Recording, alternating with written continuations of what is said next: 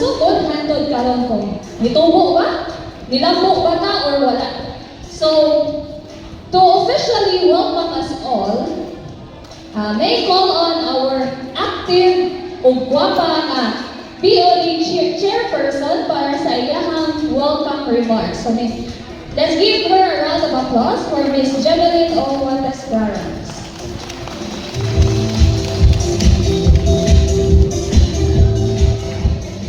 Hello! Hi! Hello! Ako gusto kong tingura pag ako'y walay energy. Hello! Hi!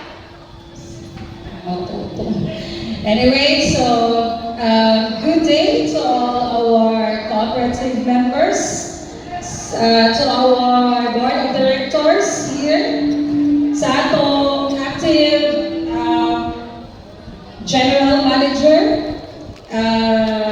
Engineer Bona Liviu, to our management and staff, and to everybody. Mayong hapon kanatong tanan, no? So, it is actually my honor to welcome you to our 14th ownership meeting. So, could you imagine, 14 years old. Hapit na tabo lang pa sa teen years. Hapit na tabo matiguang, no? So, 14 years. And then, we have our team for, asa naman ito atong team? Asa galing ito? Our team for this year's ownership meeting is Rising Together, Strength Through Adversity. Sa ganito? Rising Together, Strength Through Adversity. It is really ikuan sa kanang, sabi siya pag-inong, haon ba? Perfect kayo kapag kung ano kay every year maging siguro kapag tayo pamutuin na wala tayong mga challenges, walay mga doon na may tuwing na walay mga kanang mga calamities, wala no? Murag every year na lang na but then again, those challenges, those adversities, wala gid siya nakaluya, naka-weekend. Tinood ba? Usaray perfect. Isa mo ito na yes? O, bitaw.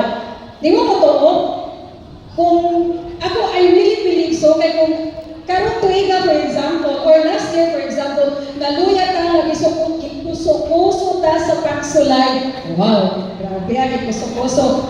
Dili lang tata mo bagon sa sunod na tuig, di ba? Dili ang tata excited, mo welcome sa atong sunod na tuig. That means, that proves enough na despite all the adversities, despite sa tanang mga challenge na atong gisakuba, those things are just shaping us to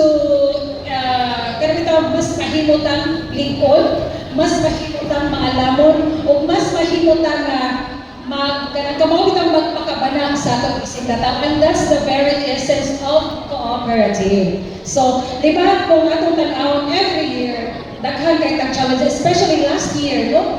Giabotag limo, giabotag sa to, bagyo, pero karon buwag ako kay tag mga simod.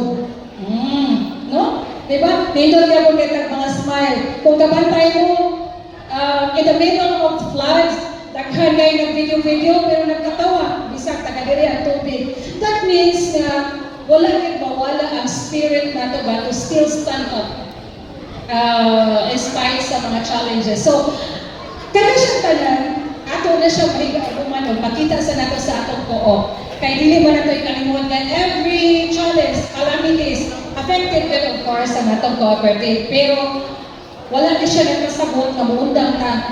In fact, naningkamot ni hapon ta, we work together.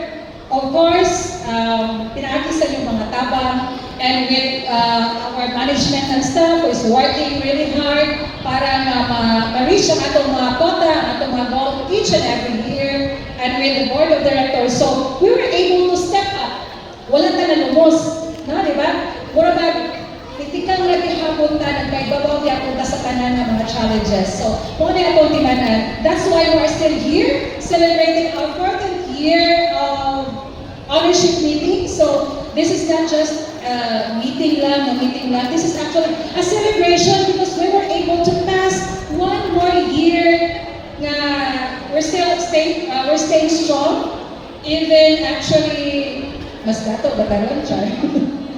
I mean, our cooperative is that dili kita makayong nga atong co-op is kanabitaw. Co-op nga mutunga, mawagta, no? Diba? So, the Comavenco is always here to support sa kutok sa mahimo para sa mga members because we know na ang mga member also are wala po nagpabaya sa iyong mga responsibility towards our cooperative. What makes Comavenco is what we are doing as a members, kung sa iyong pangbuhat sa atong sa management and staff and all the board of directors. So, dapat natong i-embrace, dapat natong i-congratulate ang atong tagsa-tagsa kakaugalingon because dili na to maabot diri sa Carmen ang ika-14 na ownership meeting if kita mga members nagpabaya punta sa atong responsibility not only sa atong mga co-members, not only sa atong kaugalingon but also sa atong responsibility towards our cooperative. And with that, I would like to welcome you once again for our ownership meeting. I know there are lots of surprises, there's lots of prizes na igo mga palimpay na to ba na maulitan afterwards. So once again, welcome and good afternoon. So imagine 14 years, Carmen Satellite. So 14